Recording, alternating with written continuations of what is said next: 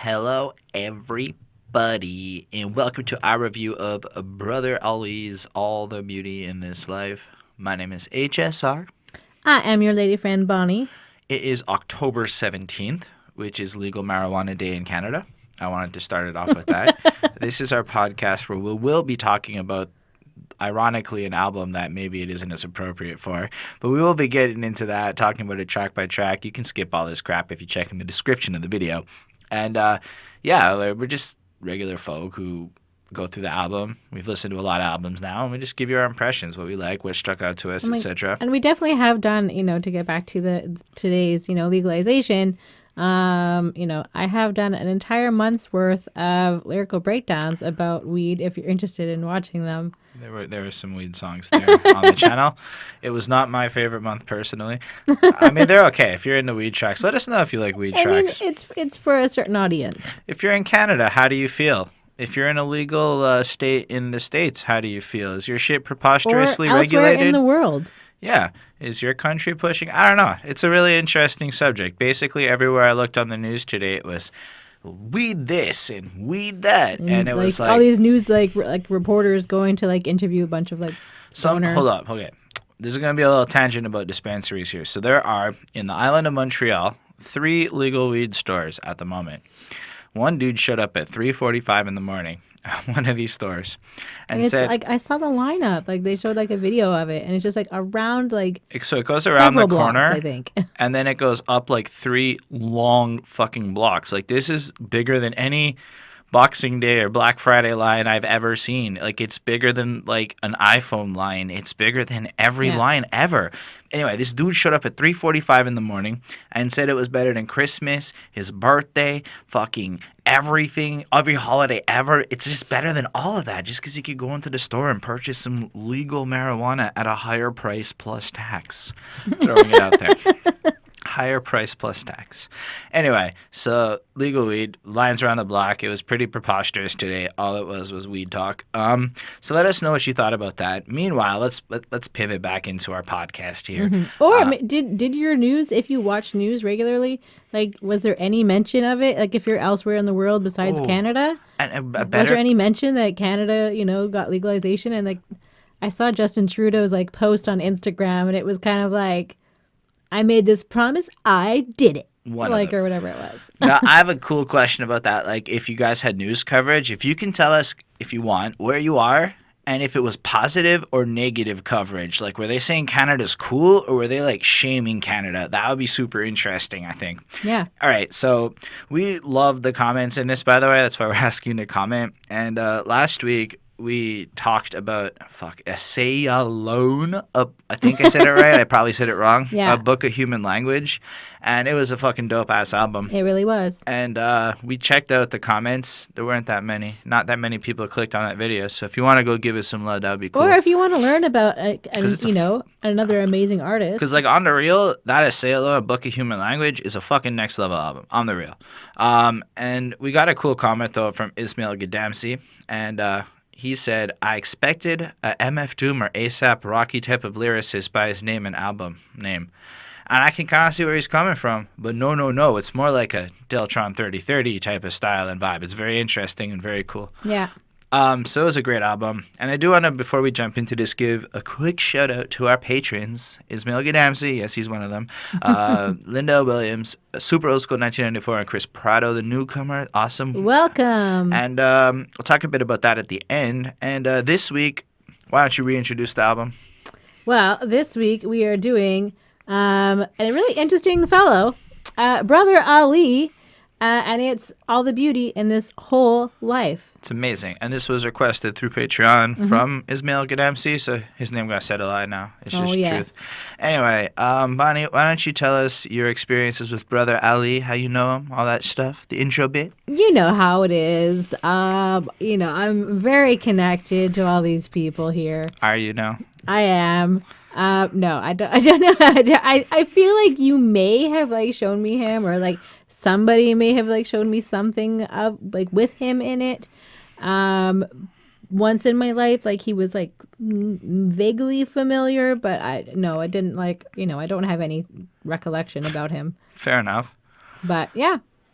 All right. So I knew about him for a long time because you don't forget about the albino guy that you see rapping that one time on what is it?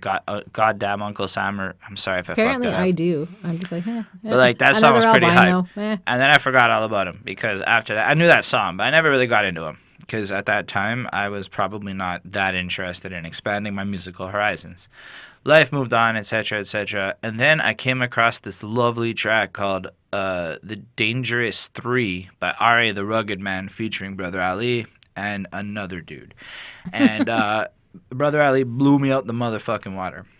And it was really cool. And I popped out a few of his hits, and I was like, damn, he's politically charged, and he's fucking interesting. He's pure passion, and I really, really... And his voice, off the jump, he's got one of those voices you just never forget. I thought that was really cool about him. And then, let me tell you a quick story here. I'm going to assume it was something like May, I don't know, 20th or so, because this album came out on May 17th. So it's like May 20th, maybe a little bit, couple days after. And me and my buddy, Nuclear Convoy, did a little experiment. We were going to try an album review over the internet. Now, this experiment failed, and after, recording the whole damn thing, the footage was fucked up. The album in question was Brother Ali's All the Beauty in His Whole Life. So this is a really unique experience for me, because I went ahead and graded everything and, wrote some initial notes and shit on, every one of these songs from, basically a year and a half ago.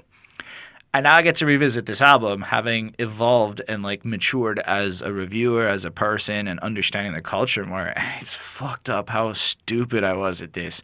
Honestly, all of my old shit's cringeworthy. So if you've been watching for a while, sorry. Anyway, either way, so I talked about this whole album for a bunch. So it was, and it's cool because at first I didn't really understand why this album was cool, but I did want to throw in that last week or 2 weeks ago we talked about the new Atmosphere album, which is fucking awesome because that whole thing is produced by Ant, as you guys know, because you're all probably Rhyme Sayers fans if you're here. And no, they may not be. They might not be.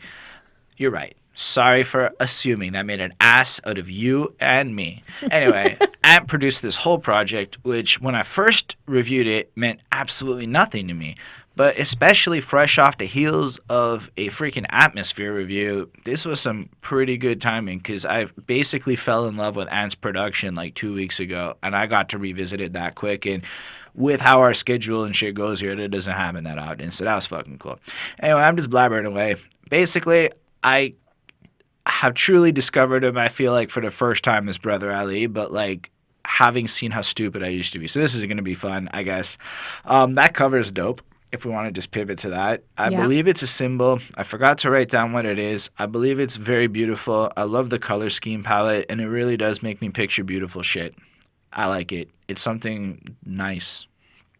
Yeah, I mean, it's very pretty. It kind of looks like there might be hearts in it, or it's kind of abstract, but it's very pretty and I don't know. It's it's pretty. It's art. Yeah, no, it's pretty good, and it's October 17th, people. Anyway, so I'm just gonna point out that the title is absolutely gorgeous to me. So All the Beauty in This Whole Life. I mean, I just had a loss in my family. My grandmother passed away on October 2nd, so it's pretty fresh in my mind. My first thought is that this is a really cool thing to have to think about so quickly after losing someone. She had faith in God, and she kept that shit from being a kid to the day she died, and kept it proper, and lived that pious life. So as I understand it, Brother Ali's on that kick. And so just seeing him trying to portray that kind of purity out there, and it's kind of I believe, the same type of vision my grandma had for life. So that was pretty cool. I don't know. And so that basically framed my whole review from that point of view. Everything that I thought about had that kind of tainted around it. So that's my little preface for this. But yeah. Okay. You didn't have that profound feeling? No, not quite. How did you feel about the title? I mean, it's interesting, and I think that kind of getting to know him a little bit, and just reading a little bit about him. I think he's also quite blind, as well as being an albino. Right. And yeah, and so he's got, quite poor vision. But I don't think that he's like fully blind. I'm not sure. No, anyway, we'll talk about that actually later on the album. Yeah. And so I think it is like kind of like maybe like his perception and like what he sees and like how he sees, and like maybe this like the cover image is just like colors and lines, and maybe that's what he can see now. He just kind of sees like parts of things. That's interesting. And so like maybe it's like his vision, and like he's saying like, maybe he was looking at something and it was all these colors or whatever, and like that's his interpretation of something that we can fully see. Yeah, it's pretty cool. All right, so there's 15 tracks on this bad boy, this Brother Ali album, and it came out May 5th 2017. That's true. I think it was 15, or maybe it was 5th. I might be wrong. I don't know. According to my sources. I'm just saying, I don't care at this point. Let's talk about pen to paper. Did your sources put pen to paper? I should have said that. Fuck. I digress. I spit my every hopeless dream and mind spoken secret. You hear it flow. So we listened to the song for a little bit between it while you just see that little cut. Helps us orient. And it's just beautiful to me. I like to let Bonnie start because I talk a lot. So you can. But I just thank you. wanted to say that his voice, the overall beat and production is really fucking nice. Anyway. Yeah. I absolutely agree with you. So like when he starts off, it is like quite poetic right away. That is Amir Sulaiman, who is a spoken word poet, if I'm not mistaken. I could be. Yeah. I think no, I don't think that you're mistaken. Okay. So he talks about that he started writing at a young age, and his history basically, and like how he started evolving, and how I'm guessing that maybe if he had like all these issues growing up, he probably at one point decided like, I don't care, like this is who I am and I'm just gonna do it. So I think that that's kind of part of it.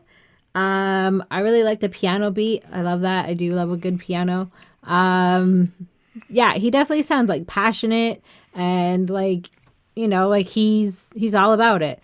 And he tells a story, and that he still lives by his own rules and he's true to himself. And like, it's a really good song, like really. And yeah, I don't really see like any flaws here. I give this a 5 on 5. It was really great. And he kind of reminded me a little bit of like CeeLo Green at times. I don't know if that anybody else catches that. Maybe. I did not. But I agree with you. I give it a 4.5 because as much as I like the little introduction, I could live without it because the song's just such a banger, and sometimes I wasn't feeling it. Not that it's bad. I really think it's a great context setter, but I thought it would have been kind of cooler if you like moved that to a track ahead and then it came in. But I get it. It really is a good way of contextualizing who he is, right? Taking this poetic approach to maybe the battle of the war within himself as a sinner on a quest for redemption, trying to like deal with some shit. And I really appreciated the way Amir spit that, just like this raw voice coming in. Mm-hmm.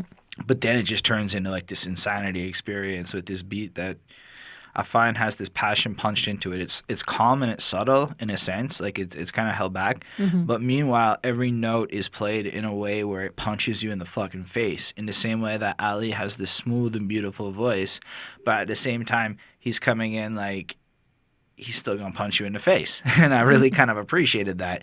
And he kind of sets this context. So like put pen to paper, the first time I was barely 8 or maybe 9, that was the late 80s Reagan time. So you kind of get a sense of where he grew up, the kind of environment. He puts you right there into that. Mm-hmm. And then I love just the artist's mind. Put in the freshest tape rewinds. Wait, let me take my time. The entire landscape of that blank page was mine. Created space to climb inside, escape these crazy times. Like, I'm a writer. This is like speaking to my fucking soul. I literally have done this, you know? Yep. Like that is and the way he puts it is so passionate and artistic. The way he uses this art to like escape and to vent out these things. I completely empathize with that. And I thought it was super fucking cool. Then let's just jump ahead a little bit. When I was 13, I met KRS. That would be KRS-One at the Boogie Down production, who we should probably talk about at some point. He put me on his stage, suggested I read up on Malcolm X. Y'all know the rest. So much pushing down on my chest. Both my folks laid to rest. Loved ones wishing me all the best. I'm a ball of stress, yet I digress. Now, I just started reading the autobiography of Malcolm X. I bought it, and then it was weird because I bought it at the same time as I bought Prodigy from Mobb Deep's autobiography as well. And in that, he says he read the Malcolm X book and it didn't change his mind. And now Ali's talking about how, you should read up on him. So I thought it was pretty cool timing. Like there was some signal that reading up on Malcolm X at this moment is a smart move. Either way, that book is fucking ridiculous. I read the introduction. It's like 30 pages or something crazy before you even get to like chapter 1. And it's riveting. Fucking next level language. So cool.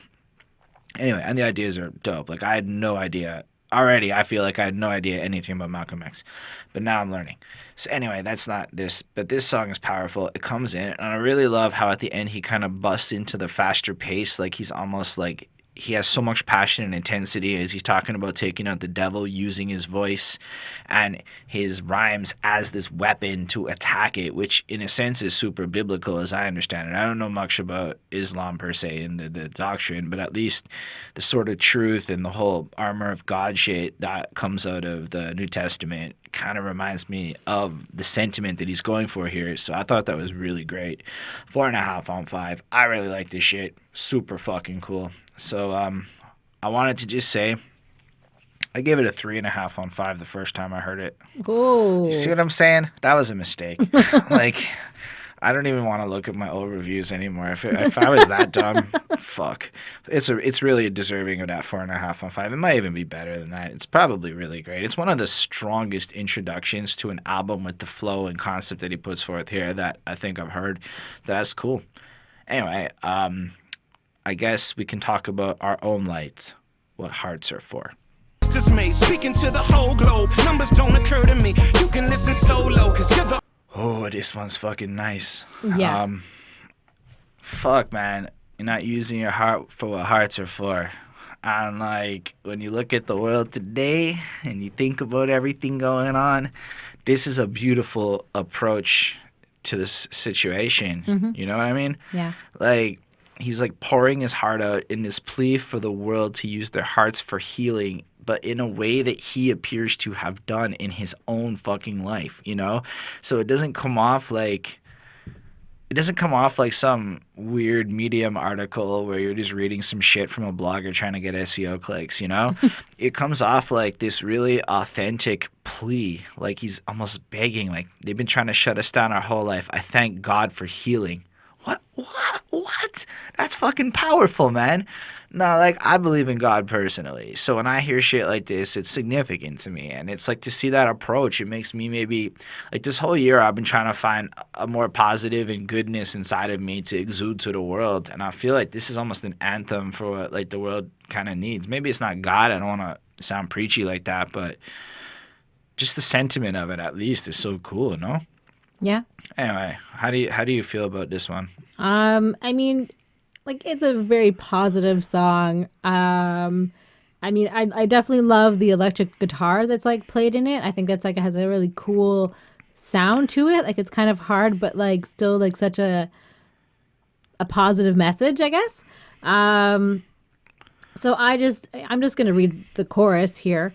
I think you kind of covered part of it. Yeah, the first couple lines. Yeah, so the chorus is, they've been trying to shut us down our whole life. I thank God for healing. You ain't got to get me lit. I got my own light. Thank God for listening. Listen, you've been trying to build me up my whole life. I thank God for building. You ain't got to get me lit. I got my own light. I thank God I'm living. So it's great. It's so he's basically the opposite of October 17th. Yeah, he's basically talking about overcoming all of his issues and making, positive and loving choices in his life and just being a good person overall. And then some other lines I wanted to also mention, particularly that stood out to me, were from verse 3. And I know who I am. I know whose I am. On your wings I fly, and in your shoes I stand. I'm animated by love. I don't move by chance. Any stage I touch or any place I stand, there y'all land. Living in the world as it is, cracked vessel. I'm no more. I'm no less than a man. Any possessions that I have are just in my hand. So I thought that was like very, I don't know. It's got like this whole essence of humility, right? Like, yeah, it's just I don't know. I can't put into words what it is that he's trying to say. It's just. Well, I mean, like, okay, so look at it like so if we look at the system as this capitalist endeavor and all this kind of shit, right? If we look at the general motivations of people, like, fuck, even I'm guilty of this shit so much so, where it's like we measure value by money and possessions and what nice things we have. Like, I have a Nintendo Switch, I floss that shit, like stuff like that. Like, oh, we have a 4K TV. And I mean, it's not like even impressive, but if you can get a little nudge, there's so much of our lives like that. But at the same time here, I look at him like he's animated by love. So it's like his perception has changed, right? Now his motivation isn't this material. It's not this selfishness. It's almost this love, this awesomeness. So no matter where he goes and what he does, it's a matter of giving. It's like he understands that all he has is himself and his message and his purity and all that. He doesn't really have anything, and he doesn't really care about the regular world. And it's kind of like he shifted his whole priorities, at least how I took it. You can feel free his to entire correct us. perspective has changed, and he's become somebody new, and he's... Yeah. I guess he's born again in like this sense. And like the way that that like part that I was reading before, like the way it ends, I'm balancing the best that I can. I'm not making no claims, but I'm using my heart for what hearts are for. So, I mean, it's just honestly beautiful. Like, I don't really know if there's anything else that I can use to describe it. I think that's exactly what he wants to do. He wants to use his words to give you the image of beauty and just like happiness and peace, and it's just like very nice. But like I think it's just worth adding that this is the end of the song, right? Yeah. And when we look at the first two verses, it's painting almost this idea of the common state of where people are at. Like, world going crazy. How can that be unclear? Know that I'm a soldier. Hearts are my battleground. Sword in my holster. Had to come back around. I ain't trying to hide away. I just had to meditate, etc. So he's kind of like putting himself in a position, watching and figuring out what he's gonna do. But then like, if you listen very closely, you know who chose me. Nothing that I own owns me, and so I'm free. I love that. Like, just the idea of being free because you're a tool of God, like moving through life, passing along your message. I remember being hungry, needing groceries. I remember that too. Nighttime, getting no sleep till my nosebleed. I don't necessarily remember the nosebleed part. But got a message to the police. You're not using your hearts for what hearts are for. That's just powerful, right? I think it's also a message, obviously, to the police to remind them to, like, in their actions and in their, like, choices and behaviors that they make, just remember that. Well, it's more saying that it's all if love. you were using your heart the way you should be using your heart in your decision making, we wouldn't be shooting people left, right, and center over basically nothing. Yeah. And I love that. And not for 1 second I believe what you're telling me. I know you invented disease and sell the remedy, etc. And he kind of shows this in the second verse that, like, there's a lot of lies and fear-mongering and paranoia out there. I mean, people just taking advantage of everyone. I mean, like, literally, I've heard some pretty preposterous shit regarding marijuana in the last week from people who are just spreading the shit they've heard on the news and whatnot. And I'm like, man, all it is fear. And if you can learn to get past that fear, I personally feel it becomes easier to find knowledge and inner growth in your life. And I feel like he's really trying to push that idea on this second verse. Like, I ain't buying fear just because it's all you got left. We just want to make love. If we wake up, I believe whoever made us envisioned greatness, and they want to paint us with the same brush. I've never thought about it. Like, I've never been able to articulate that sentiment so perfectly. I believe we all should be aspiring for a greater purpose because we can. And, Brother Ali believes that too. And using love and growth and all these positive things, like, we can achieve some dope-ass shit. I don't know that many people would describe it as dope-ass shit, but that's just how I say it. But I originally gave this song a 4 back in the day, but I gave it a 4.5 on 5. I think it's really amazing. But it's also playing in a style that is a little bit to the over there of what I'm going for. So this is a very occasionally, like, this is an album that's really great when your grandma passed away. But, like, when I'm in a happy place, I'm not going to be feeling the need to listen to this album quite so much. This is the best album I've ever heard for when I'm sad to lift me up so far. Anyway. Yeah, I gave this a 5 on 5. I mean, I just think it's just, beautiful and lovely, and he's got a really good message. It's pretty fucking dope. And there's no special effects here. I just hit auto on the video and render. I love you for the first draft, you. All the technology on Earth can't improve. I know Ismail Gadamsi really likes Dim Atlas. That's twice now on a hook. I had a lot of trouble getting into his voice or something. I mean, I'm going to check out his new album that drops. I believe it's coming out on Friday. I don't know if we're going to review it, but I'm going to check it out because a few people in the comments seem to think he's really great. I just didn't really like his hook. And that was my only problem with this song because otherwise it's fucking amazing. It's another really relevant and interesting song that I find myself also kind of relating to. It's taking on the subject of craving real and human connections. And if you really think about it, like I have a colleague of mine who talks about his modern experiences on Tinder and Bumble and all the various other dating sites. He just got Badoo. And do you guys have Badoo where you are? I don't know if that's just like a Canada, Quebec shit or if it's like an everywhere shit. They say they're everywhere. I'm just curious if you American viewers, because like 75% of you are in the States. Basically, this song, like if you look at the girls and stuff, as he puts it, everybody's got these filters on. Everybody looks 20 years younger. Nobody looks like who they fucking are. And when you meet them all in person, it's like disappointment after disappointment after disappointment. And honestly, when I look at Instagram and I see so I posted one picture with normally I don't put like filters because I can't be bothered to literally swipe through and choose one. So I just chose the first one once, and that picture got so many more fucking likes, and I was like, damn, people are fucking cruel on the internet. But either way, I really like this one. It's got such a beautiful beat, such a beautiful verse delivery and everything. Like, I don't want to see you in a screen. I want to feel you in the flesh and on the scene. I love all the words and what it means, but it's so much to say in spaces in between. And it goes on there and really, like, goes on through this desire to, like, be with people. Like, I want that uncut sentiment before you had a chance to second guess and edit it. And I can kind of relate to that, you know? Like, when you instant message and shit, you clearly have the opportunity to, like, hit delete on anything and read it before you send it.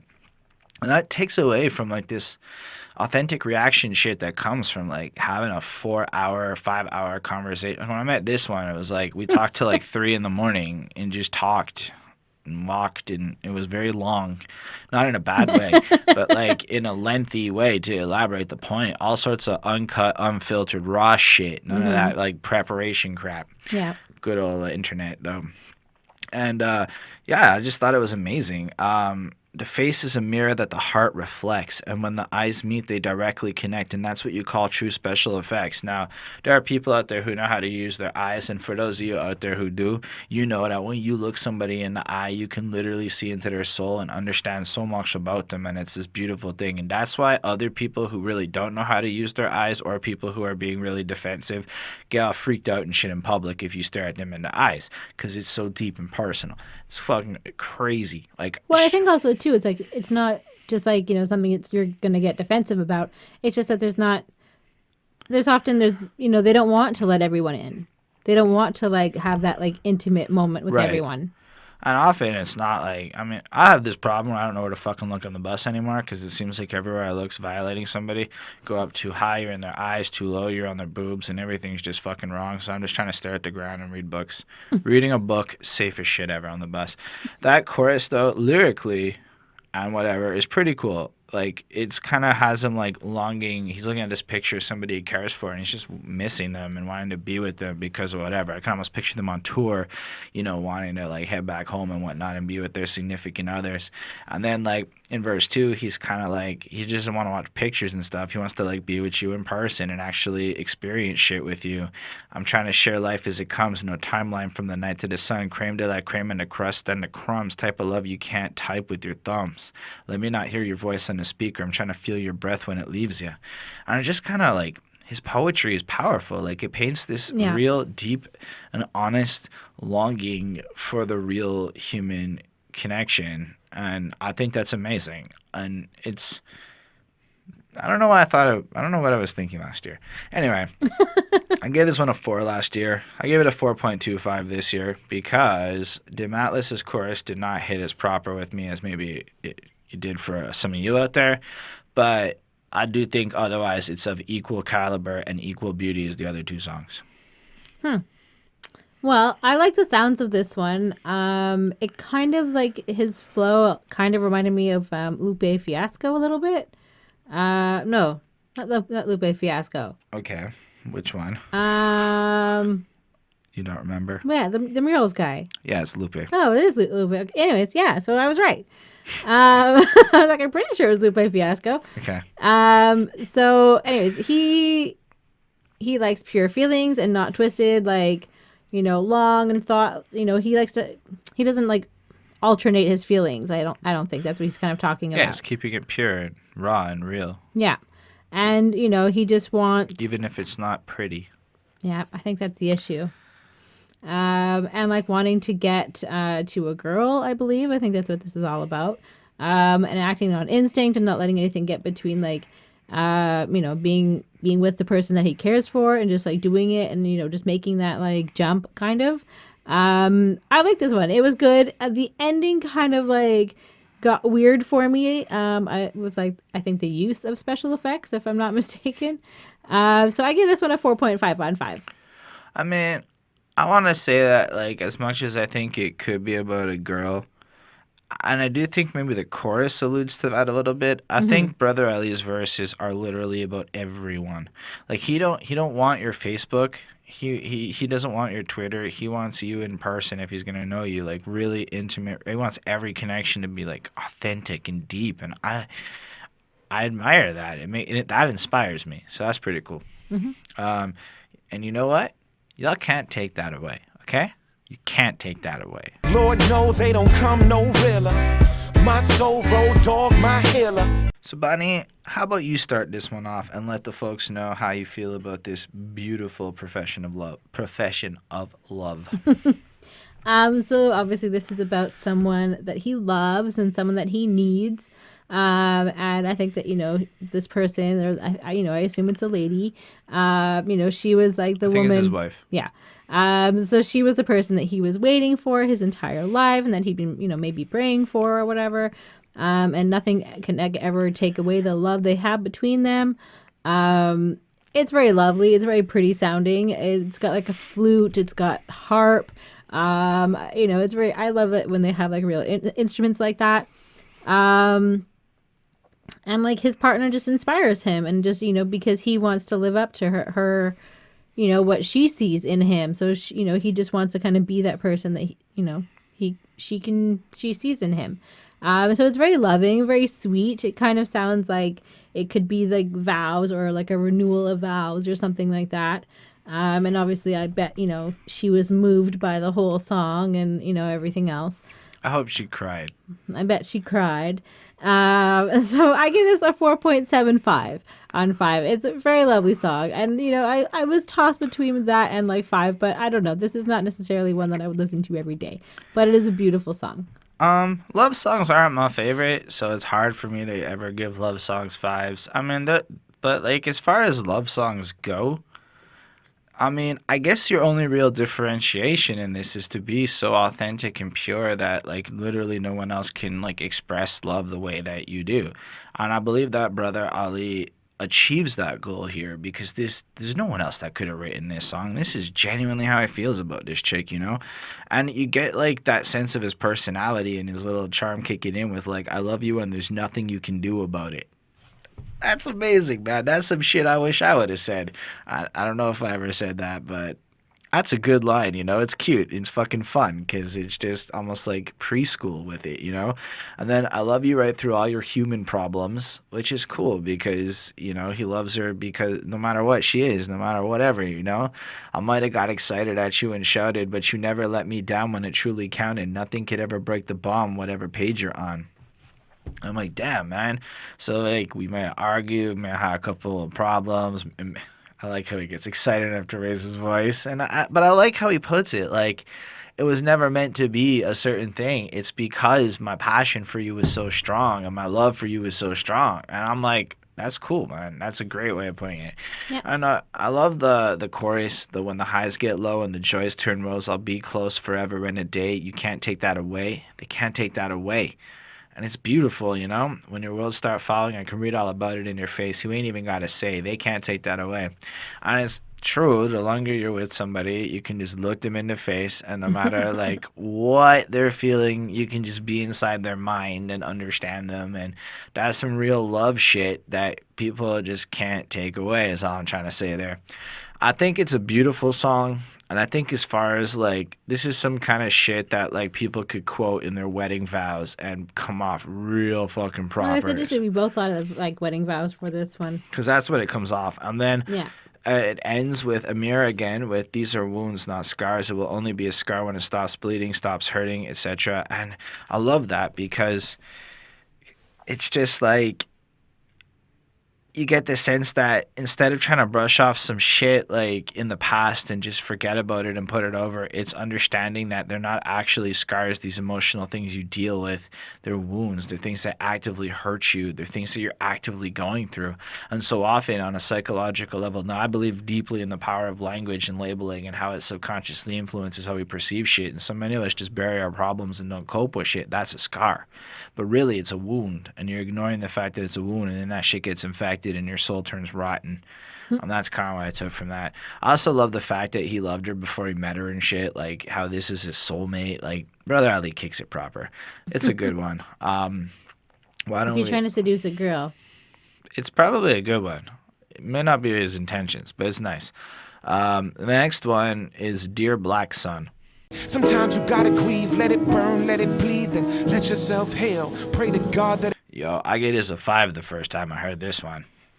I gave it a 5 this time. It's still good. Like, yeah, it's still a 5. It's a 5 for me too. Like, this is my favorite song so far on the project. I don't know if it's my favorite song on the album, but like up until this point, like I feel like as much as this one is obviously talking to like the Black Sun per se, I feel like it definitely spoke to me too as somebody who's definitely been super prejudiced once upon a time and been victim to many of the things he describes to the Black Sun as things that like we don't, as white folk, don't necessarily understand. Like these people who've never met you, who fear you and hate you for something that you never did, and these people are so self-convinced, sometimes they pull the trigger, call that self-defense. Okay, I've never killed anybody, but like I have looked at people per se, and I once thought all black people like rap music, or that all black people wanted to smoke pot. And like, when I say all, I mean, I was surprised when like a black person didn't smoke weed, because that was just what, for some reason, I believed once upon a time. I'm not like proud of that shit, but somewhere along the way, that's what my life led me to believe, you know? And that's some prejudice shit, you know? It's not even correct at all. And then like, it's just so beautiful, you know? Like, and in that sad insanity, their fear is realer to them than your humanity. What a line, right? Like, just going back to the shooting bit, when you consider how often it still comes, the fact that this person's fear, and that's the real crux of it, their fear of the unknown of you as a black person is enough to forget that you are a human. And that's just like this seriously apt way of expressing that. And like, again, this is the fucking book of human language, you know, part 2 almost. Yeah. That's a little bit how this feels. Like, it's just such a great follow-up like to that. The book of love or something. Yeah, part 2. That's not so dark and painful. It's here's the solutions. It's like I've healed for a while, and maybe this is the approach. But still, man, this compassion that he pours out throughout this song as he goes on to describe how, unfortunately, all this shit's bullshit and it's real, and he just maybe offers the perspective into the ignorance of others and apologizes, almost like it's like he's so sorry and unhappy with this, like, or I can't protect you like I want to. I never judge you. All I can do is love you, and that's all anyone can ever do is love you. All I can do is wonder, how can anyone not love you? And like, I get where he's coming from, and unfortunately I know people who don't agree with me. And it makes it really uncomfortable sometimes. And, like, it just makes me feel, like, frustrated that people just choose to keep the hate in their heart instead of even trying to, like, look at it a different way. Yeah. I don't know, man, but every single time you shine, it's proof that they might have threw a chain around your body, never conquered you, don't always honor you, but they love your culture. That's very true. We may not honor black people very much, but we definitely jack their shit and, you know, fucking are very happy to do that. I mean, in a very, like, whatever, we're sitting here talking about rap music, like, all fucking time as white people. That has it's definitely clear to me what this optics of that can definitely look like. It's definitely not my intention, but I don't know. This song really hit me. It was one of those songs that I think really started to open my eyes in my journey for enlightenment, and it was perfect. It's a perfect song. Yeah, I definitely agree with you. I mean, I imagine that this song was probably like, interesting for him to write, like an interesting experience for him to go through. Like, especially, I think that he does have, a couple of kids. And, if he has a black son, and kind of like, I think the difference that his child will go through, like the different experience and, as that he'll go through versus kind of what he went through as like a white, albino, black man, it's sort of, it's kind of just talking about his identity, and identity is something that's like really particular to every person. And, no matter what it is that you think that you are, if that changes, or something alters that. So he's going to have to look at, how his son is going to like interact with things, and kind of talking about the racism that's like stemmed like from his past. And he's telling his son about like the issues that people will have, like in them towards, him, and like, people who look like him and his color. And, he's kind of just saying like, no, like, know that it's not you, it's them. Like, don't think about, don't blame yourself for anything that's, that could happen to you just because of the color of your skin or whatever. So, and just trying to like save, like, he's just trying to save every moment and stretch it all out, and keep his son safe for as long as he can. He's trying to like make those like 18 years or whatever, when he's like at home or whatever under his guidance, make them count and make them safe. And, he's just trying to like be amazing for his son. And I think that it's just, basically a love song to his son, but at the same time, like a kind of like a warning.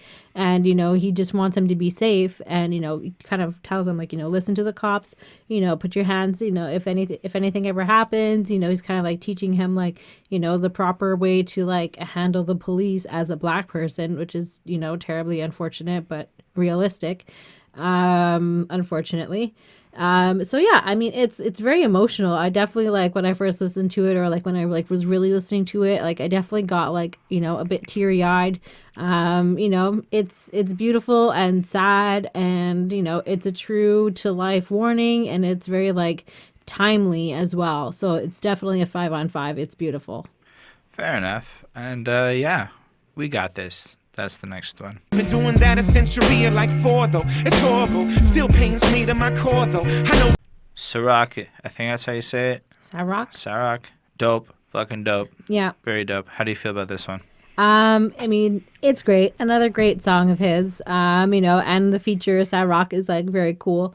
And basically just that love will get you through, whatever you're going through.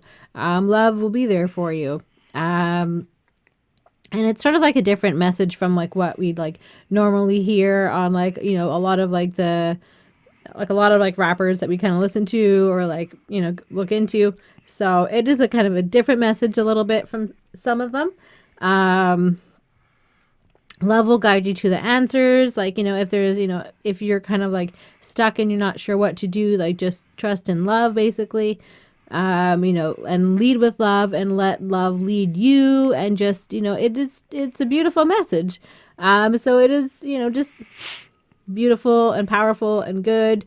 And I think it's important to express this kind of message, especially like, when a lot of people, and even more so like, Black people are like victims of a lot of like negativity, and it's important to feel that, but to turn it into something like more powerful, like love. And I think that that's exactly like, this is like the perfect song, obviously, to follow the previous song, which is sort of about, what we discussed. So I think that this is sort of like, let's use that energy and do something positive and make something loving.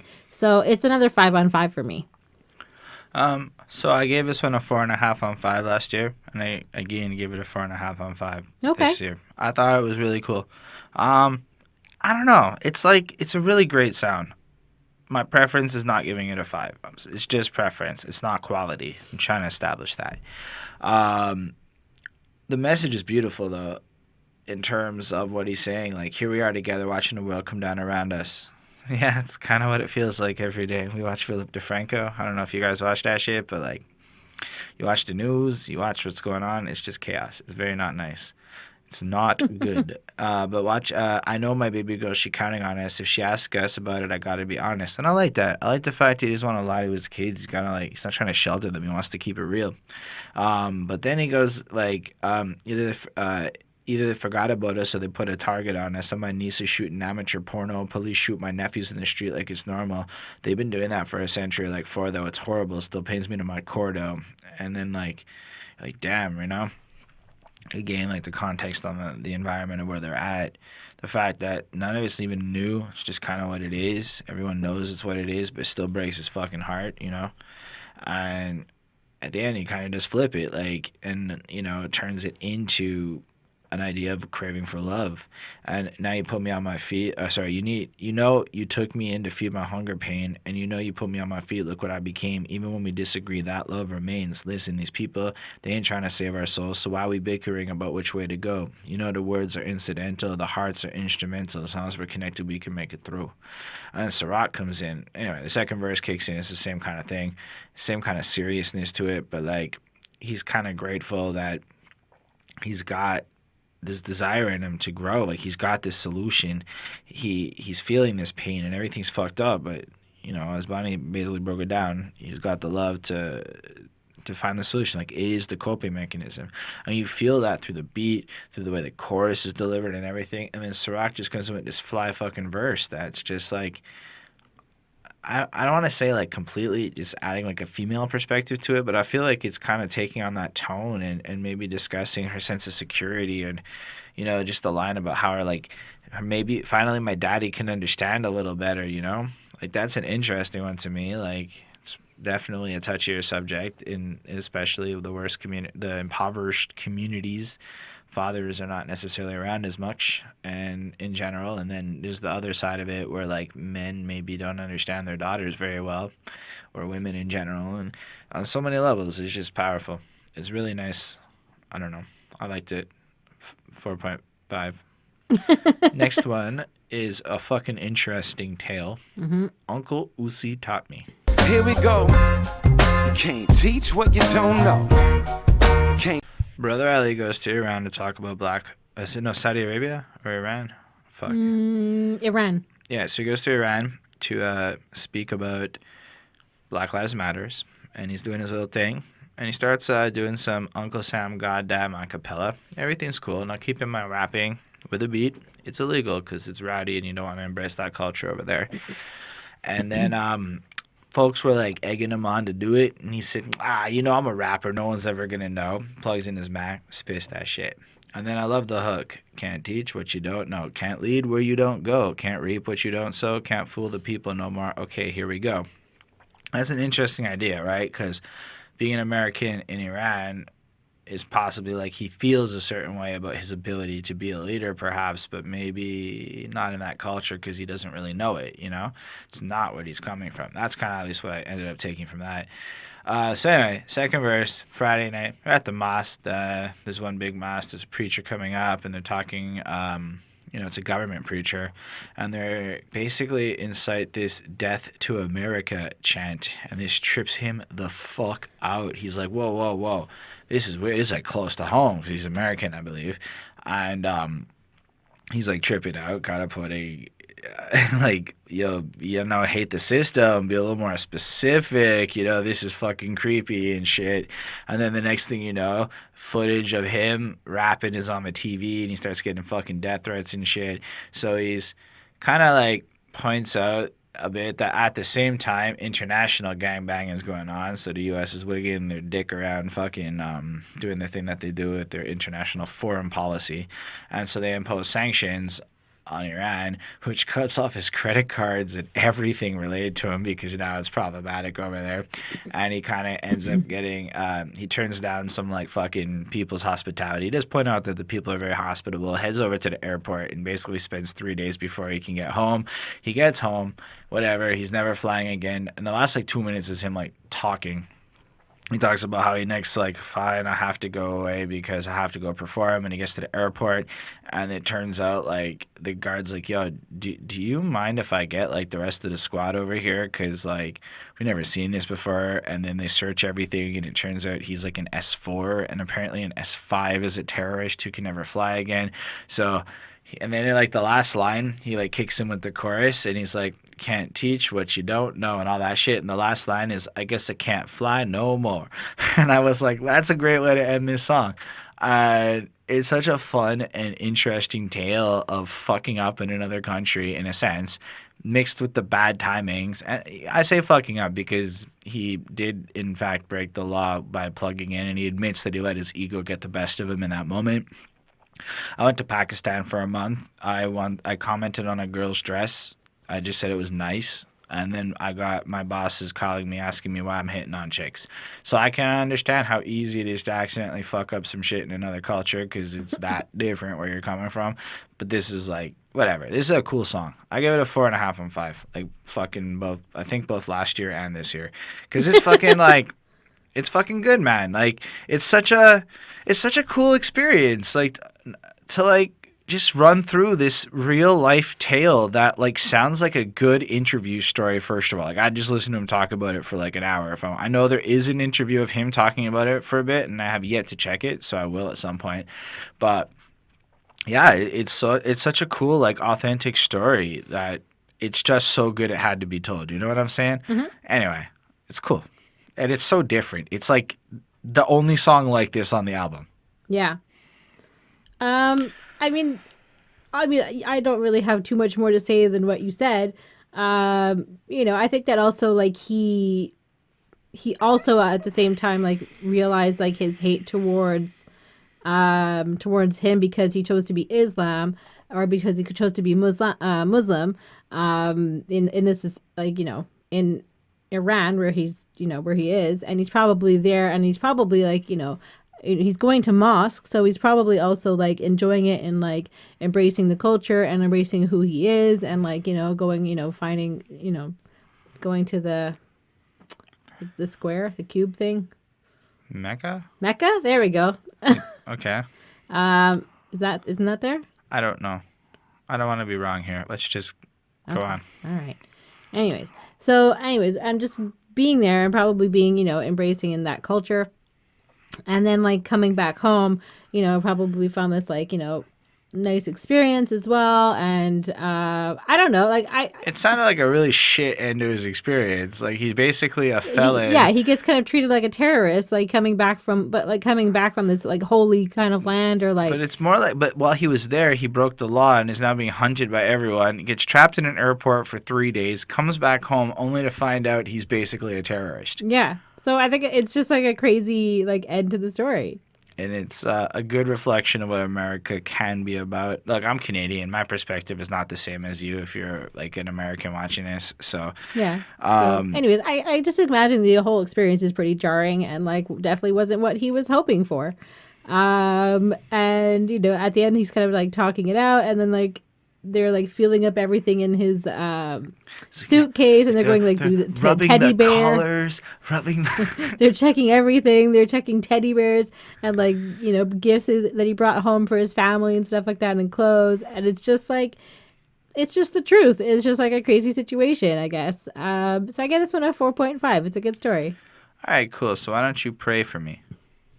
Okay. It made its way around the school and eventually heard a teacher tried to catch herself as she This is a very interesting song on this album, I think. And I realized there's a bit of a transition that's happened here. We went from reasons why he feels the need to love to things that have happened to him in particular that maybe make it challenging to love. If you think about the last song, it's kind of this really shitty experience. I mean, for the most part, everything bad happened to him there. Right after he's gone on and, described how there's so much pain in the world and you need to have love to get over it. And I think what he's doing with this is kind of justifying how he knows that this is the case, right? So he's put out his argument in the first 5 songs, to quote the Beatles, all you need is love. But he explains why. And then if you're making like a sales pitch, your first rebuttal is going to be like in general, because you're going to make an argument, you're going to think about the rebuttals. And he's obviously going, well, people are going to be like, how do you know, Brother Ali? And he's like, well, I will tell you, I went through this bullshit. Here's some other bullshit I went through. And that's where this song comes in, where he's describing his experiences as a kid being albino and just kind of what he's had to deal with in terms of like looking different, and how an 8-year-old kid called him like AIDS, and that became his nickname just because he looked different, to a point where even a fucking teacher slipped and called him that. And he's got all this situation, but it's really fucked up. Like, and then what kind of crime did I commit for this mockery? Guess I must have lost some kind of cosmic lottery. How am I processing this at a baby's age? It felt like I had a gut full of razor blades. I fantasized someone else would come take my place because they taught me to hate my face. And then it's just the chorus, somebody please pray for me. Bless his heart. And it repeats that a bunch. Or it kind of twisted a bit. Like, what more could you say to me? Is the last one. And it's just like, whew. Yo, I thought I had it rough. No, I did not have it rough next to that. Like, I've never even thought about anything that he describes in the next verse before. And that's where, like, his mom's a white lady who has no idea how to deal with this shit and tries to deal with it and goes to, like, dye his hair or bleach his hair or whatever, and it comes out fucking purple because of the pigment situation. Yeah. I know, just fucking worse. And he kind of, and all of our efforts to change him and to normalize him and to make him look normal, it kind of, in a subconscious level, taught him not to be okay with who he is, which is fucking, like, unfortunate. And she didn't mean it, and he knows that, and he doesn't hold the malice, but the damage is kind of, like, done. And then kind of in the third verse, it's almost like this feeling of finding joy and love in his blackness and in who he is and in his kind of situation, you know, and just finding that inner pride. And it does end and culminate in this moment of like self-love and acceptance, I find, but it just lays in that heaviness throughout the whole song. I don't know, I like the beats. I like the overall sentiment of this one. I give it a 4.25. Last year I gave it a 4. I upped it to a 4.25. It's against style. I feel like this one, it's cool. It's really interesting to think about, but compared to some of the subject matter on the other songs, and I understand what he's doing with this, but I feel like I connected less with it while appreciating the beauty in what he's doing still. Yeah, so I mean, basically, it's pretty similar, obviously. So about kids kind of just judging him, you know, when he's like a kid, you know, taunts, but like pretty hurtful taunts and things that he can't change. And then, you know, everyone's thinking that he has AIDS, and he's obviously very upset, and he was, you know, he didn't have good self-confidence, and he hated himself, and he tried to change himself, but ended up just, you know, like you said, making everything worse. And so basically he just needed to like accept himself. And I think that around some grown-ups, I think that, like, you know, when you grow up, these things kind of become like, you know, they're not important things about who you are and what you do. So, you know, it's a part of who you are, but it's not like like the only thing that, you know, matters, obviously. And so he's kind of like looking forward to that. So he was told to be the black man that he knows he is. And I think that's pretty important to, like, you know, remember that, you know, like, you're, again, back to identity. Like, you know, it doesn't matter what he sees in the mirror. If he sees like a white man back in the mirror, he knows in his heart that he's a black man. So I think that that's kind of interesting to think about as well. I also gave it a 4.25. It's nice. Basically just about accepting who you are. Again, not my favorite kind of, like, it's a bit cheesy for me, but it is very nice, and I get it. All right, let's move on to another interesting one, in my opinion, because it ain't easy. No, it's not. That's true. There's a cat at the door trying to get in. She doesn't think it's easy either. Easy when it's real. Just don't leave because I still need your pain. I fucking love this song. Last year, I gave it a 4. I don't know what I was thinking, but I guess maybe over the last year, I embrace love a lot more, because this motherfucker's a 5. This shit is really deep to me. I mean, there's just so many beautiful parts, right? Like, First of all, let's talk about that hook. It ain't easy when it's real. Just don't leave because I still need your patience. And hear me when I say this. It ain't easy when it's real. In my heart, I know you know I feel all your greatness, and baby, we can make it. That's some true shit. So, like, if you have any relationship in your life, platonic or romantic or other business or pick a style BFF? of it, and you know that person for like Catfisher? 3+ years and you don't have some drama along the way, your shit ain't real, in my opinion. It's going to be turbulent. You're going to have moments where you hate that person, which is unfortunate, but it's true. That's how you know it's real. If you can't hate a person and then love them 8 minutes later, I don't understand how, you know what I'm saying? I'm being a little melodramatic, but passion is part of it, and it really isn't easy to compromise and to work through things. And I think that's what the sentiment of this song is. But Brother Ali is craving that real type of connection with people, with everyone, kind of like he did on this song about like connecting in real life. But I guess this is more pointing out that it's hard. It's not an easy process, but anything worth having isn't easy. I mean, we've been doing this almost 2 years now, and it's not easy to sometimes make these videos. Sometimes it's very hard, like those YouTubers who give you those depressing videos about how uninspired they feel. Sometimes it's like that. It ain't easy, but it's real. And then you find that love for it, and it's because of the love for it that you keep going. You know, like I love listening to music, and I love talking about listening to music. Well, I love talking about the music I listen to. You know, this is cool. Yep. So that's why we end up here, because at least for me, that's something I crave in my life. And I don't know. And, you know, he talks so much. We might as well just, you know. Thank you. Put him on camera and let him talk. So I want the real love, not the false kind, not the one that needs perfectness at all times. When it seems most difficult to keep me close is probably the time that I need you most. I mean, I'm not an easy person to get along with.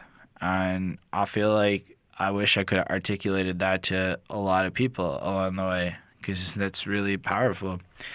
It's like the real kind of love is when you don't know how to express when you're needed, and you're just supposed to like notice that you're that like fucked up and be there and help and fix the situation, or not fix it, but like understand it, at least offer that compassion and that love back and shit. I don't know, it's just great. Or and you also get the sense that like maybe there's some betrayal that went on. Like, even the people who try, we get weak too. And when you say we were a family, I believed you because I needed so bad for it to be true. Now, is my heart that way? Would I try to betray? Is there any such thing as an honest mistake?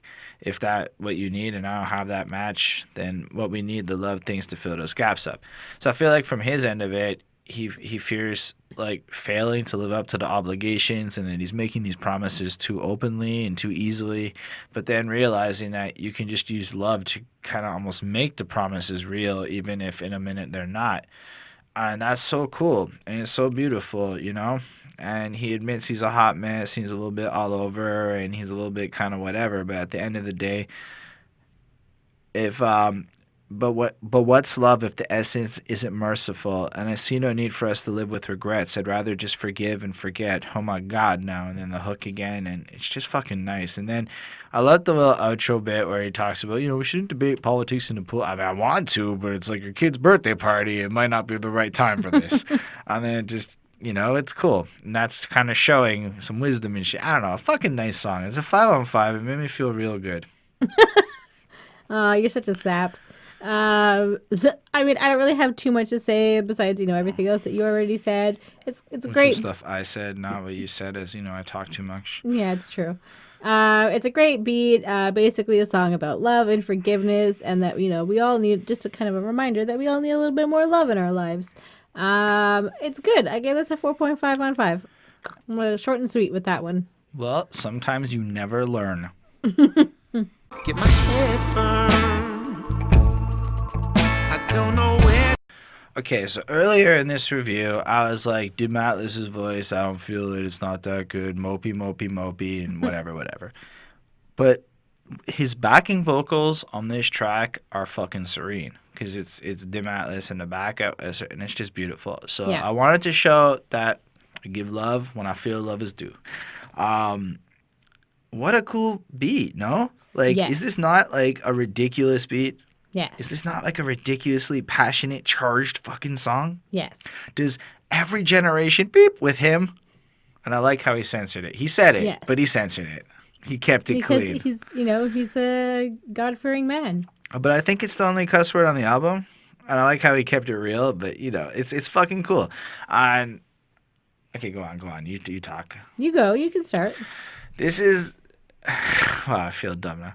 No, I like it. It's kind of putting out like his mission statement and how he's going to use like the power of hip hop and the passion of his words and his fucking like intensity on stage and everything to like bring it forward. I was standing on stage when my hero died. Feel the heartbeat from my people's cry. Nation 1993 bow ties, lighted dim gleaming in your eyes. Even when the tears flow down both sides, you know I sacrificed your whole life. You can go ahead, let your soul fly, because the whole tribe bloodline flow through mine. Just this passion of like he was standing on stage, and I don't actually know who his hero is. I'm just checking Genius now because I forgot this. I don't actually know what the fuck that line is about, but just the whole follow-up of just kind of like taking this purity of who he is and the essence of who he is while he's standing there and the way he's spitting the lines and everything, even though the message didn't fully hit me. And I know sometimes I get hit in the comments for saying some shit I'm not always ready to talk about, but there was just purity and this passion in the way he spit it that really just moved me. Okay, that was not my best little analysis there. I digress. I evidently don't know what the fuck I'm trying to say here. I just love the intensity and the passion of this song. I love the way that, like, he just kind of has this, like, faith in God. As you can tell from the chorus, I don't know where to turn. I hit my head, I guess I'll never learn. But they tell me I should let it bleed, let it sting, let it burn, get my hair from, I don't know where to turn. I hit my head. Anyway, I just kind of get the sense that he recognizes his humility and his kind of, like, where he's at in life and how he's maybe not the wisest person or whatever, but this passion and this guiding force that flows through him just kind of inspires him to keep going. And I believe he's using hip-hop as that outlet to speak his message, as he's done really well on this album and whatnot. Either way, I give it a 5. This song's been fucking great. Yep. So, I mean, this one was like an interesting song for me. It evolved very quickly, like in a couple of days, like the grade. So he gets obviously his power from his love of God, and he kind of talks about like the fact that he needs to like toughen up, but he also needs to be able to feel things at the same time. So it's kind of like, just kind of like, I guess basically just a powerful song about him giving himself up to God and just like allowing everything to kind of happen to him, and allowing God's protection and and his openness at the same time. So I think initially when I listened to this, I gave this a 4.25 on 5. But I'm gonna change. I changed it to a 5 on 5 because the beat got like mad stuck in my head, and like for like a couple of days, like I could keep hearing it like faintly in the back of my mind. And it just kept like coming through, and I was like, what the hell is this song that I keep hearing? And then I knew exactly what song it was when I like focused on it. And it was this song. It was this beat. And then so this is thanks to Ants. He did this great beat. Ant, I think. Yeah, Ant. Sorry, not Ants. It's Ant's beat. So it's cool. It's and like the music video is very like artistic, I would say. Yeah. It's not, I don't know. You can watch it and let us know what you guys think of it.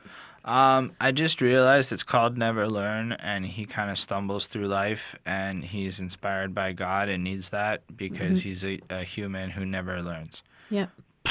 I feel fucking stupid. This was my worst section of this review. I tremble now that I think about it. I'm a man, not a brand.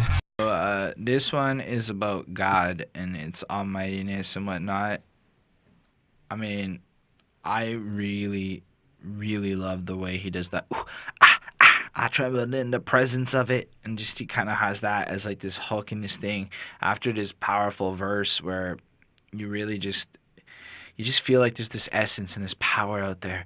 And he's kind of describing just what he sees as this omniscient force that surrounds the whole world, that he experiences and shit. And when you think about the glory of God and everything that God created, now let's just run with the theory here for those of you who don't believe that shit, that God created everything. And when you really think about the magnitude of the beauty in the world that was all created by this one force and everything, and then you just have to tremble in the presence of this incredible experience, or this thing that you're experiencing, and it's just amazing. But I love how he goes, I'm a man, not a brand. Heart knows no barcode that can be scanned, revealing what can't be held up in the hand, bearer of the standard that you can't cram to understand. And it's like, he starts off just kind of like, I'm a person, I'm a human, and I understand that there's more to life than all of this stuff that we're all obsessed with. And he just flows into it, you know? It's from the unseen realm where the camera can't film, but the coal gets scorched into diamonds in the kiln, created and evolved the Khalik and the Rab, the sun, the moon, the stars. I don't even know how to say it. Alhamdulillah. I probably said that wrong. Sorry. The biggest secret, you can't WikiLeak it. You know, it's just this whole presence, this essence. He alludes to what God is in this song, and then trembles before it, where that outro comes in, and then it's just, or maybe it's love, but I kind of feel like he's perceiving God as love in this sense. And anyway, the infinite love that animate the finite, the necessary with the possible derive light, uncreated majesty and mercy, irresistible end of journey, Allah. That's a beautiful way to end this song. I really dug it. I thought it was really good. Last year I gave it a 3.5 because I was a fucking moron, and this year I gave it a 4.5 because I really dig it. Cool. I mean, this is basically what it is. You kind of summed it up again. You know, he trembles in the presence of God, and, you know, he's just kind of talking about how he's like a humble believer, and he's like, you know, a Muslim, and, you know, talks about, you know, God's unrelenting love, basically, and that's what he's feeling all the time, and that's pretty incredible. So, it's sort of like a nice song, and it's almost like a song for God. Like, he wrote this, you know, with like, you know, this is to be written for God, and I'm going to perform it for him every time. And it's sort of like, you know, he's like his main audience, kind of, I think, which is interesting. So I give it a 4 on 5 because it's not my like favorite song, but it is a very nice song. That's fine. Let's talk about how Before They Called You White. Okay. Swindled you to trade in your identity, showed you pie in the sky. All right, Honky, let's do it. All right, so this is basically him discussing the invention of whiteness, and it's pretty interesting. Like, it's very interesting. Like, when you like really start to think about it. I had literally never thought about it before this. Me neither. I don't think I'd ever like really thought about it. Yeah. So it's basically about the change from like when you stopped relating or being so much like your nationality to like, the color of your skin, and sort of like the beginning of like colonization and slavery and everything else like that. That there was like, you know, the blacks and the whites. It wasn't just like, you know, the Irish and like, you know, like the Nigerian and or whatever. So one couple of lines I found interesting were all designed to turn the hearts of your children to stone, got post-traumatic slave master syndrome. Sorry? I say yeah. Yeah.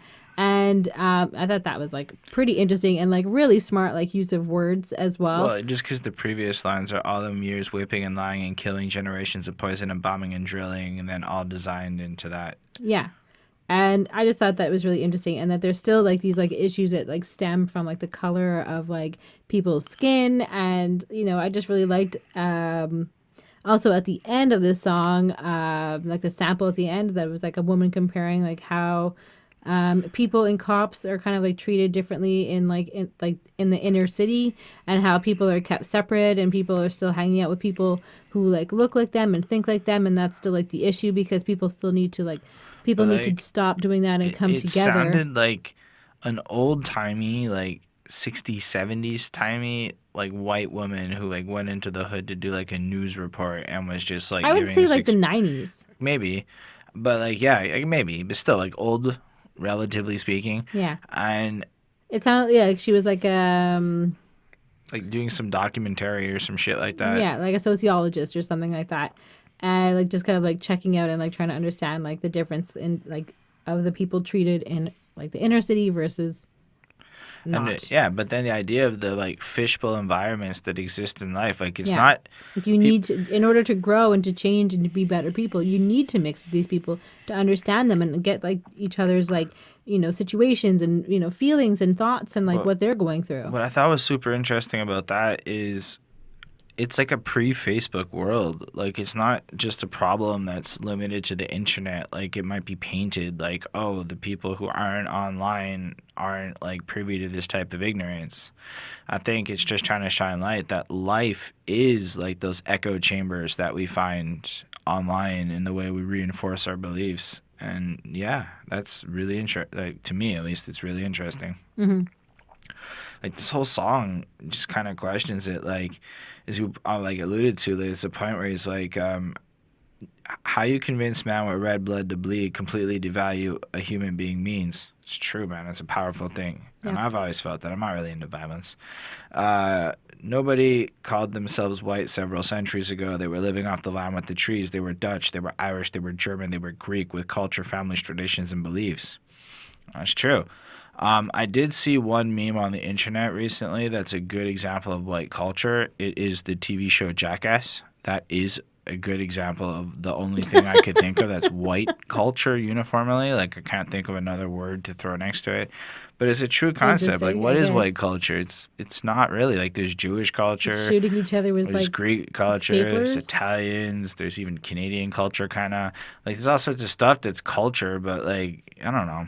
I mean, I don't know. Maybe I'm wrong, but it's actually something I've thought a lot about in the past because I've struggled through identity stuff. It's interesting in my because life. you can be like a culture within a culture within a culture and stuff like that, and it just kind of like every one of my great grandparents is something different. So I'm not really one thing, and that's kind of always been weird. But yeah, so I thought that's everybody. Well, not everybody, but like a lot of people are pretty purebred. I suppose. Anyway, so yeah, it kind of explains a lot. I mean, the second half of the song wasn't like novel information, but the idea that whiteness is an invention used as a political tool is pretty fucking deep. I like this one. I gave this a 4.5. Last year I gave it a 3.5. I don't know. Maybe last year I was pretty ignorant, and I've learned enough to appreciate why these are great songs. Oh, I don't think I gave my grade. I also gave a 4.5. That's okay. You ready to talk about some Triple X gangbang deep throat action, baby? Let's talk about the Bitten apple. Okay. There's no suicide like the lie that you tell yourself and believe in. I get it, Brother Ali. Porn is a dangerous thing, and I agree that there is a danger to letting a bunch of young people have their entire idea of sex shaped by porn, because it kind of is very male-centric, and it can get pretty perverse, and there is some serious truth to the idea that you get bored with the vanilla shit and you move your way into some more extreme shit, and the next thing you know, you're watching some crazy bondage shit and, some weird stuff that you never thought you were going to watch in your life, but that's what gets your rockers off because the basic shit don't cut it no more. Porn is a drug. It is like the bitten apple. Stays with you, and when you close your eyes at night and shit, once you've stopped watching it and you've given it up and stuff, you're never gonna forget it, and you can't escape the images. Now, I don't know that I agree with the ethics of this song, and it's probably as equally as good as all the other ones. But holy shit, did I find this to be one? Like, this was kind of I don't think it was meant to be, but it came off condescending a little bit to me. Came off like porn is this super evil, disastrous thing. And I get that maybe the idea is we should value sex as more of a loving act. And from a religious point of view, porn is pretty bad. So I can see how in his quest for purity, it is a toxicity. And I know a few people who have been very addicted to this stuff. And so I can kind of really appreciate how there's a danger to it. But I think he kind of painted this like everyone goes that same route. Like this is the only way that it's going to go down if you fuck around with porn. And I don't agree. I understand, but I completely don't agree with the actual message of what this song is trying to convey. Although there are some really great points he brought up, I couldn't get past that. So I give it a 4. I don't know. Yeah, I mean, I felt kind of the same way.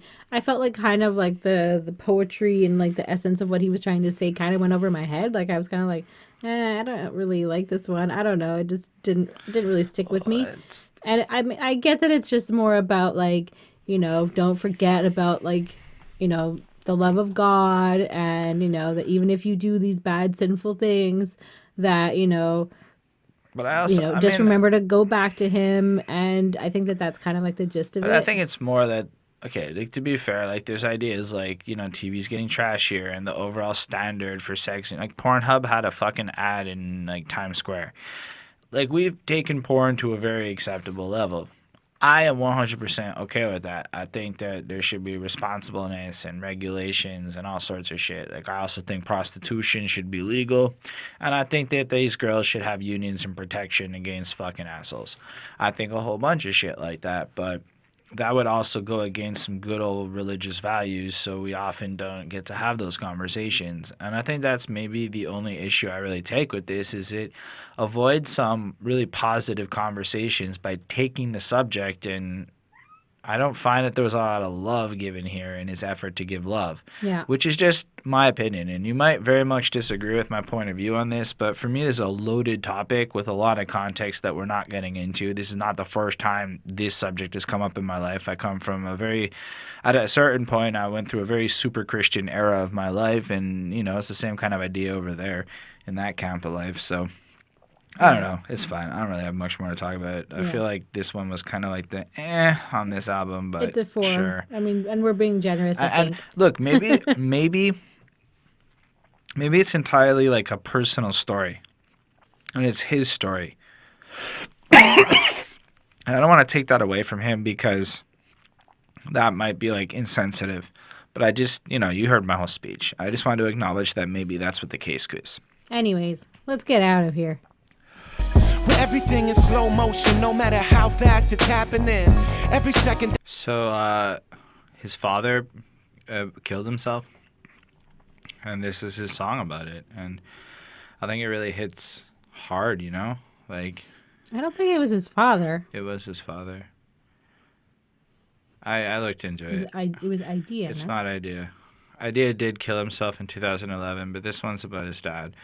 I don't remember the specific lines, but I did double check that, and it's kind of expressing that. And then look at the outro. Every man before me and my fam died by his own hand. Apparently his grandfather also killed himself. Oh, okay. It's definitely not about Idea, although Idea did pass away. So it really kind of hit me. Like, this is really fucking powerful. So it might appear to an outsider that you found your way up out of here. They're saying you died of suicide. That's the last thing I want to hear. It's just fucking powerful. Or, and then just the idea that, like, he's like, well, why didn't you tell me? Like, why didn't you, like, let me hear you out? Or maybe you were saying it for, like, the longest time, but I wasn't, like, listening to the situation. Or the part where it's like, in hindsight, I noticed how even though you laughed at the parties, it's like the lights would go off and you just, like, it would disappear from you. And then that Which chorus. is something we hear, like, a lot of the time when you think about someone that was, like, suicidal.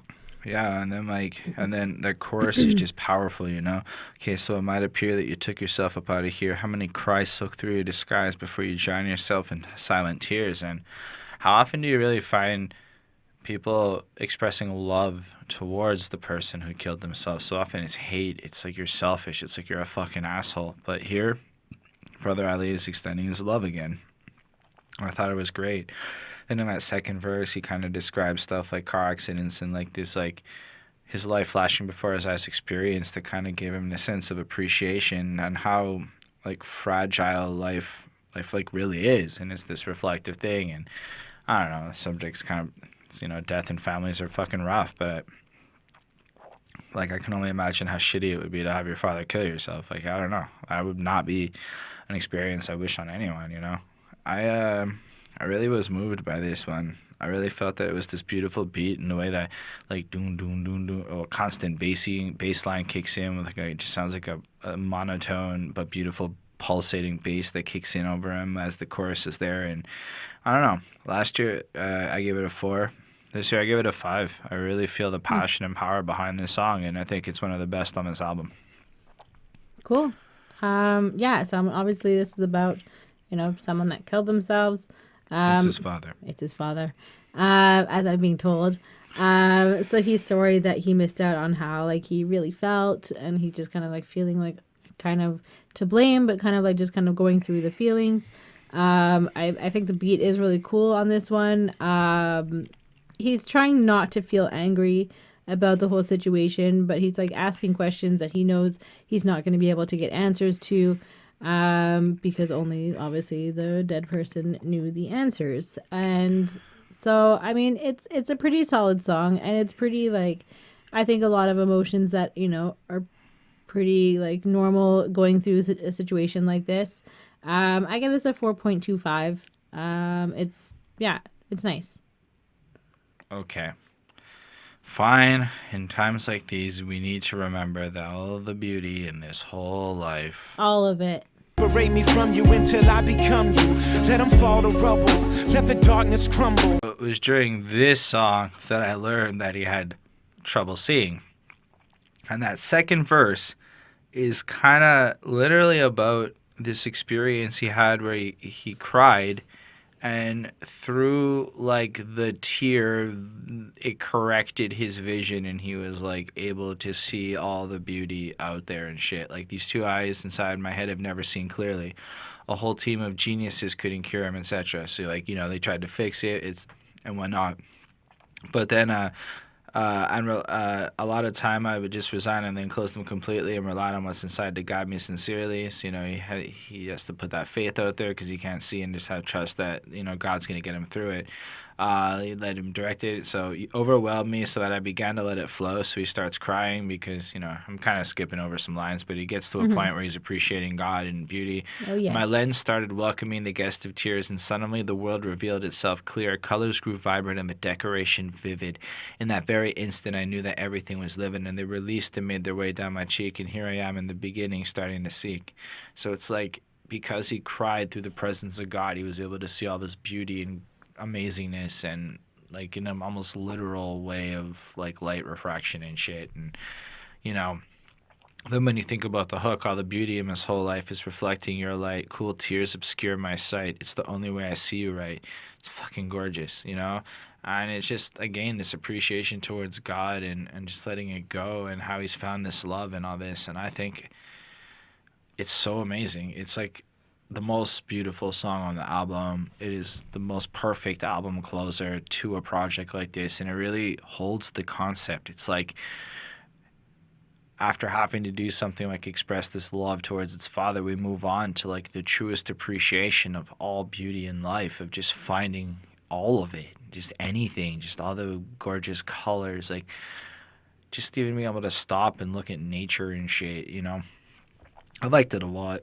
I gave it a 5. Last year I gave it a 4 for some reason. This year I gave it a 5 because this song is so uplifting and so powerful. It just takes you to this place of appreciation and humility where you can kind of like find beauty, even if your heart and soul isn't necessarily craving it, but it needs it, And I thought that was a cool effect.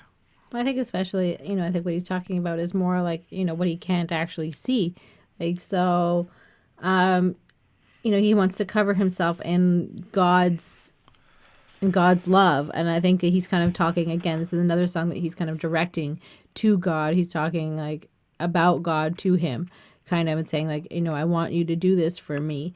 And, he kind of like broke down and like felt, God's love. And I think that was like kind of like the moment that he really started like acknowledging that this was, real. And beauty in this life, and he's like blind, so obviously he can't see, or maybe he can't see well. And like I said at the beginning, like maybe it's like shapes and colors and different things, like there's different ways to kind of be able to see.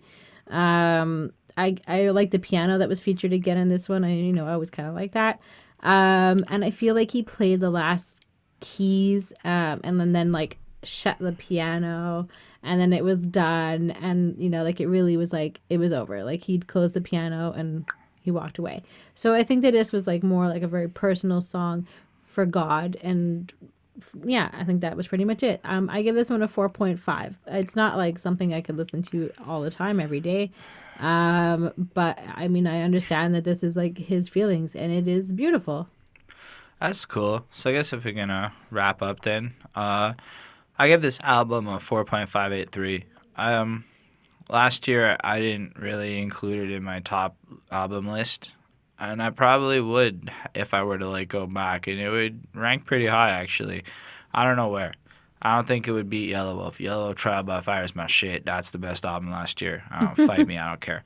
But like, this album's solid. Like, I understand why Ismail loved it the way that he did. I believe he commented on that video that this was his album of the year. So that's cool. For a 20, it's amazing though. But it really, it's so different than I guess much hip hop is based on that. It is an album expressing love. And it almost is, like we said earlier, the counterpart to an album like the Book of Human Language, just because that one explored so much darkness and serious topics. But this one did the same thing, but from the opposite end of the spectrum and through the healing. And it's almost like the whole world could benefit from trying to live a little bit more like Brother Ali, I'd say. Ant's production is beyond stellar, and it's so different than what he did on Atmosphere's album. Like, it's just so different that I think I'm more blown away by his versatility than anything else, because it's equally as talented, but it's just so different. Like, it fits Brother Ali, where the other shit just fits Slug. Like, it's cool. I love this album. It's definitely a real classic in my eyes, as far as what I think this can go down as a classic if it ever got the attention it deserved. Oh yeah, for sure. I mean, like, before I gave my like adjustments to Never Learn, it was 4.53, and after I did, it was 4.58. So not a huge difference, but still, I think we basically gave it the same thing. Yeah, exactly. So it's like a 91.6%, so 92 if you want to round up. That's some classic shit. That is a classic, definitely. We both agree. This is like a 2 thumbs up from us. So this is basically not even like an album for like just like general listeners. Like, this is obviously like part of the album is dedicated specifically for God as the audience, and I think that's like or Allah or whoever he's believing in. But he doesn't really like differentiate too much. He just calls them all God, and I think that's totally cool. And just kind of like for God to realize what he did and like kind of like making this for him, and like kind of like an appreciation, and like God sees that and is going to like reward him with better things. And it's obviously like a beautiful album. It's very emotional. It's very thoughtful, and it's thought-provoking as well. It's different from a lot of the hip hop, like, again, that we've covered. Not all of it, but a lot of it. And it is, it's just about, honestly, it's just about love, really. That's all the whole thing it is. In its core message, I would say. Yeah. So let us know what you thought in the comments below. If you like this album, this might be the newest album we've done on the Classic Quest. No, that's not true. Rhapsodies came out after this.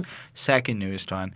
Let us know what you thought. Do you like Brother Ali? Should we check out his older projects? Yeah. Is that something we should do? Are you going to check him out now that we both have been like Should we just keep doing Rhyme Sayers Artist? Is that something you guys want? Anyway, just a quick thanks to the patrons. Ismail Gadamsi requested this, Lindell Williams, Super Old School 1994, Chris Prado. And these guys, there's different tiers. You can get some, you're in the request pool where you get a free album no matter what. As soon as possible, we do it. And then you wait in line, and when your turn comes up, you force our hand. Early access, your name appears on that card. And yeah, we'll come up with new stuff once we come up with new ideas. So if that's not interesting to you, I get it. And you can check us out on the Twitter. Yeah, that's true. I'm basically the same thing on Twitter, Spotify, SoundCloud, Patreon. No, not Patreon. We're behind that suit. Instagram was the other one I was thinking of. All those platforms. If you look for me, you can find me there. And subscribe to this though if you like what we do. Let us know what you want to see in the future. Give us a thumbs up. And most importantly, please comment. I'll answer you. We can have a little conversation. I love learning some shit. So all your Brother Ali facts will be dope. All your Rhyme Sayers facts will be dope. Anything you want to talk about. If you want to call us dope. And if you're in Canada, how was October 17th? Peace. Bye.